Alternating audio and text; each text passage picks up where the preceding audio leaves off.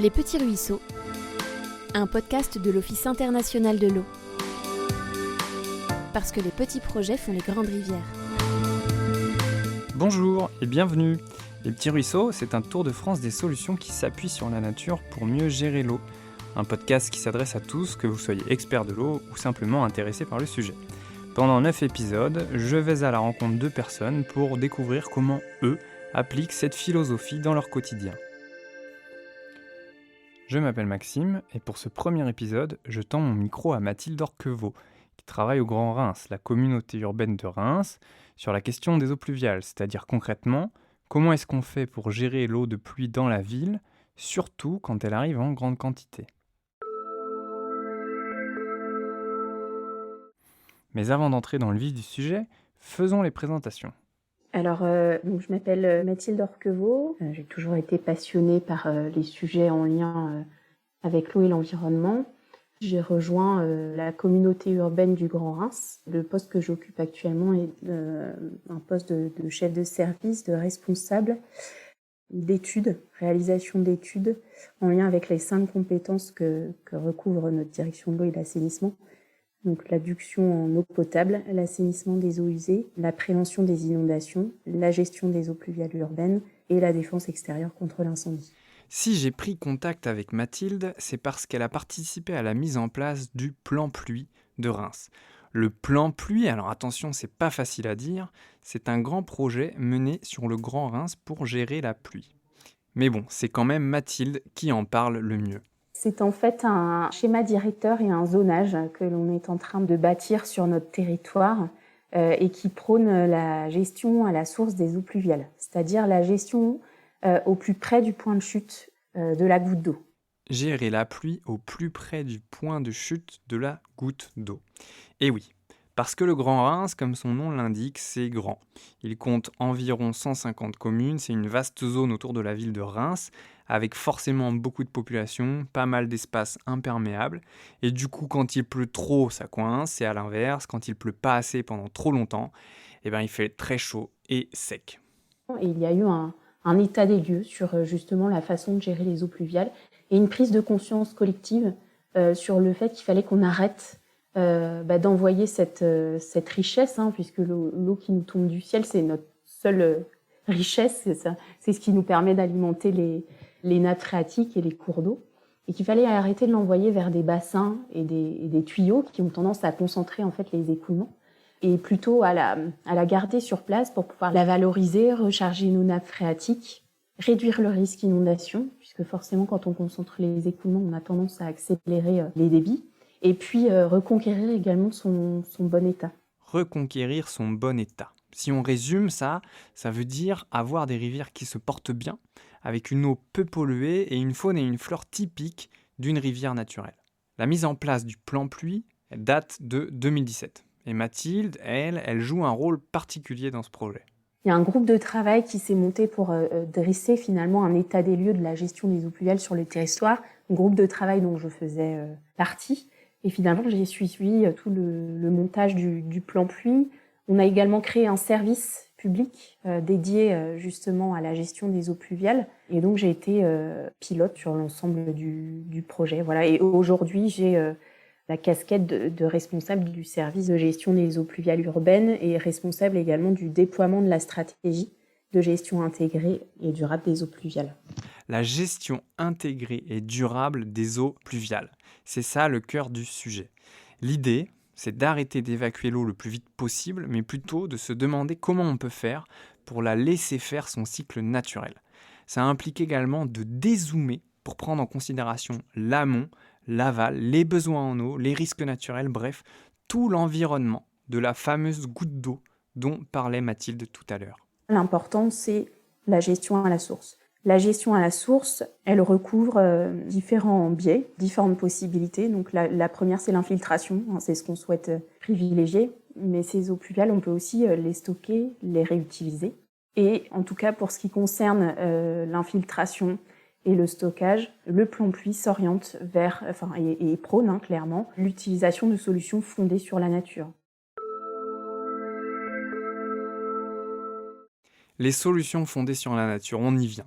C'est l'expression à la mode en ce moment. En l'occurrence, Mathilde fait référence à des infrastructures ou des aménagements de taille variable qui vont être installés dans la ville pour gérer l'eau de pluie.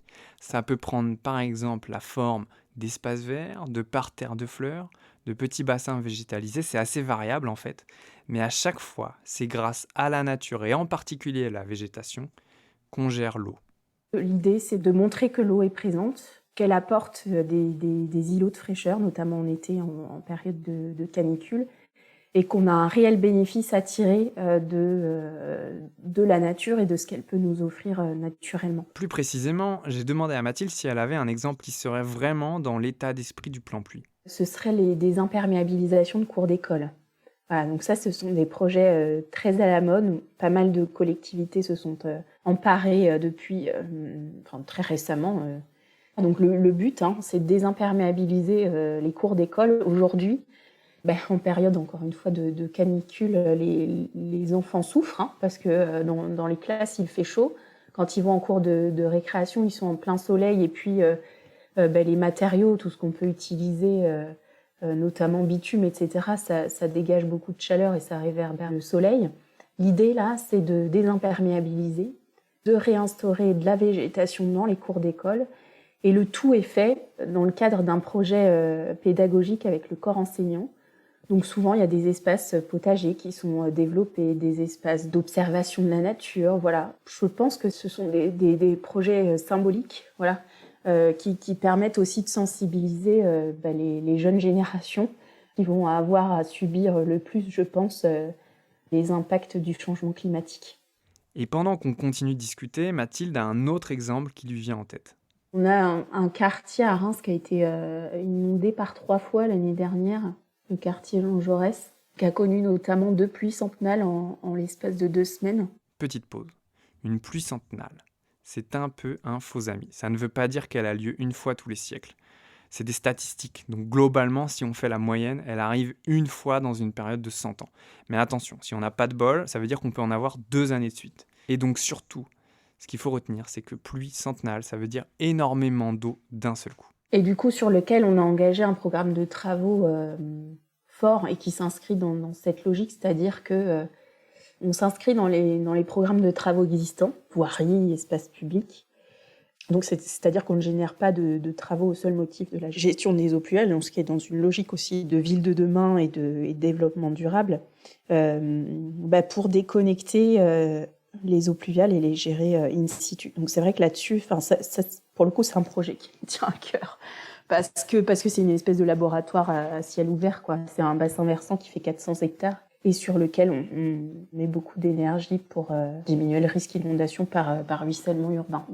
Alors, tout de suite, Mathilde m'explique que s'appuyer sur la nature, c'est pas quelque chose de spécifique au plan pluie, et qu'il existe d'autres initiatives similaires sur le territoire. Je pense par exemple à pas mal de nos communes qui sont engagées dans le label TEN, donc c'est Territoires engagés pour la nature, et qui d'elles-mêmes ont déjà cette volonté de réinstaurer de la biodiversité au sein de leur commune. Donc ça, c'est vrai que c'est un très bon support, puisque qui dit biodiversité, dit nature, dit désimperméabilisation, et dit infiltration à la source des eaux pluviales.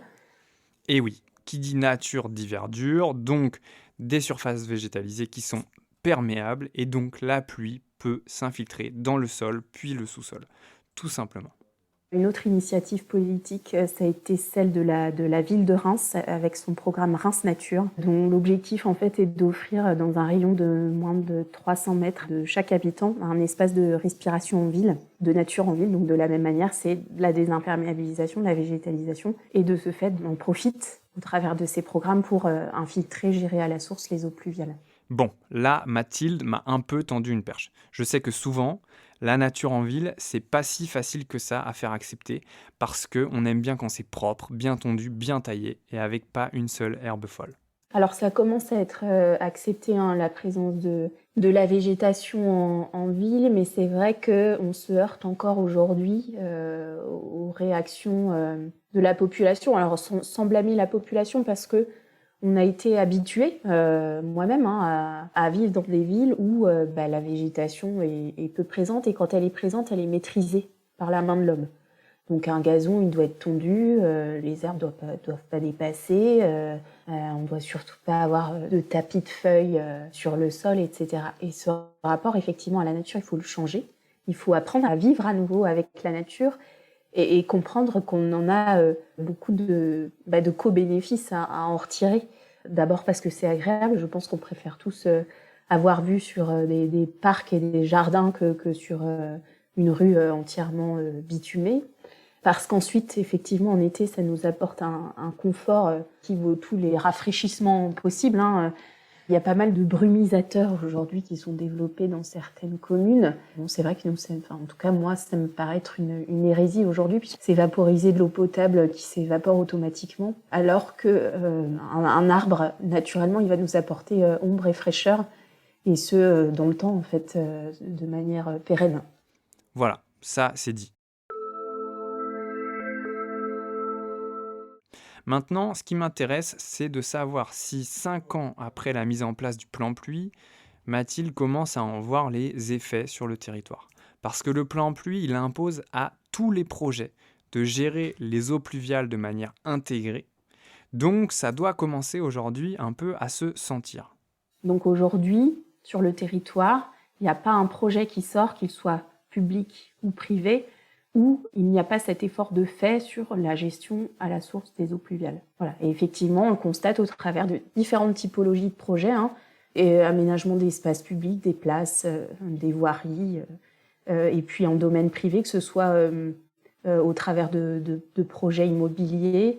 On travaille aussi beaucoup avec les bailleurs sociaux dans le cadre de réhabilitation de bâtiments qui font l'effort justement de déconnecter les eaux pluviales du réseau. Donc oui, ça se voit, ça se concrétise et ça fait plaisir. On sait que ça va prendre du temps, beaucoup de temps, mais on sait qu'on va dans la bonne direction.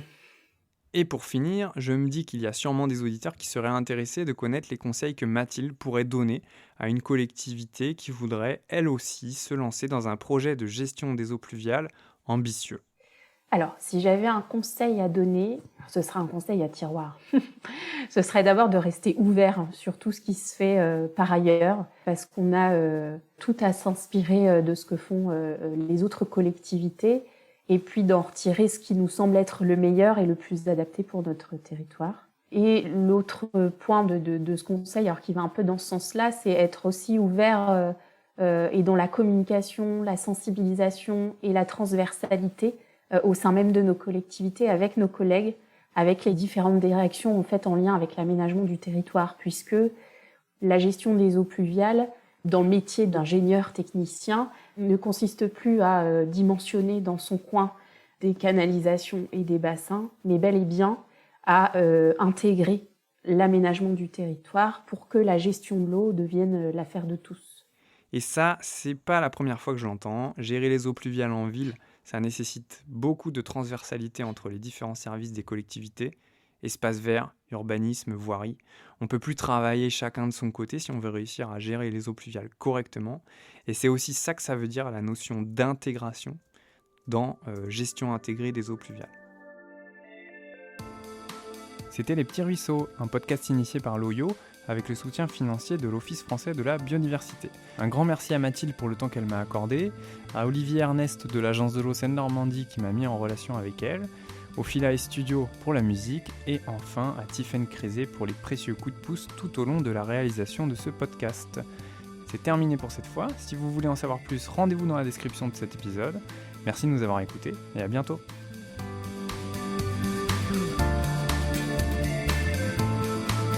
Les Petits Ruisseaux, un podcast présenté par Maxime Fouillet, médiateur scientifique à l'Office international de l'eau.